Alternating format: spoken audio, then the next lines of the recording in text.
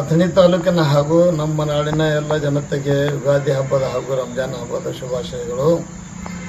ಇದೇ ಸಂದರ್ಭದಲ್ಲಿ ಇಂತಹ ಒಂದು ಹಬ್ಬದ ವಾತಾವರಣದಲ್ಲಿಯೂ ಸಹಿತ ನಾವು ದ್ರಾಕ್ಷಿ ಬೆಳೆಗಾರರು ಇವತ್ತು ಕಣ್ಣೀರು ಹಾಕುವಂಥ ಪರಿಸ್ಥಿತಿ ನಿರ್ಮಾಣ ಆಯಿತು.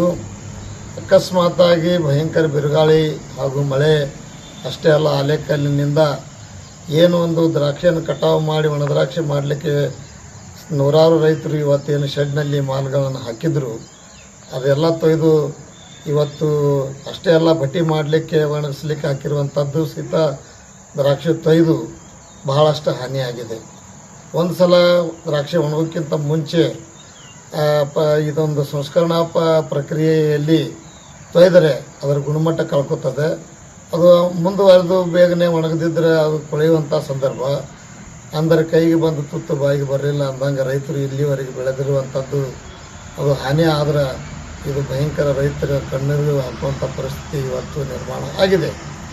ಈ ಹಿನ್ನೆಲೆಯಲ್ಲಿ ನಾವು ಅನೇಕ ಸಲ ಸಂಸ್ಕರಣಾ ಪ್ರಕ್ರಿಯೆಯಲ್ಲಿರುವಂತಹ ಒಂದು ಒಣದ್ರಾಕ್ಷಿಗೆ ಒಂದು ಪರಿಹಾರದ ಒಂದು ಯಾವುದಾದ್ರೂ ಒಂದು ವಿಮೆ ಆಗಲಿ ಅಥವಾ ಒಂದು ನೀತಿ ರೂಪಿಸಬೇಕಂತ ಹೇಳಿ ಭಾಳ ವರ್ಷಗಳಿಂದ ಆಗ್ರಹಿಸ್ತಾ ಬಂದಿದ್ದೇವೆ.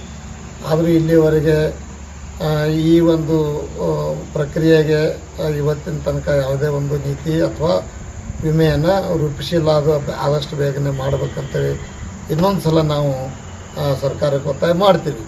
ಇದೇ ಸಂದರ್ಭದಲ್ಲಿ ಈ ಸಂಬಂಧಪಟ್ಟ ಇಲಾಖೆಗಳ ಅಧಿಕಾರಿಗಳು ಈ ಕುರಿತು ಒಂದು ವರದಿಯನ್ನು ಆದಷ್ಟು ಬೇಗನೆ ರಾಜ್ಯ ಮತ್ತು ಕೇಂದ್ರ ಸರ್ಕಾರಗಳಿಗೆ ಸಲ್ಲಿಸಬೇಕು ಮತ್ತು ರಾಜ್ಯ ಮತ್ತು ಕೇಂದ್ರ ಸರ್ಕಾರಗಳು ರೈತರ ಕಣ್ಣೀರು ಒರೆಸುವಂಥ ಕೆಲಸ ಮಾಡಬೇಕು, ರೈತರ ಸಹಾಯಕ್ಕಾಗಿ ಬರಬೇಕು ಅಂಥೇಳಿ ನಾನು ಅಥಣಿ ತಾಲೂಕಿನ ಅಷ್ಟೇ ಅಲ್ಲ ಇಡೀ ಕರ್ನಾಟಕ ರಾಜ್ಯದ ದ್ರಾಕ್ಷಿ ಬೆಳೆಗಾರರ ವತಿಯಿಂದ ಆಗ್ರಹ ಮಾಡ್ತೀನಿ.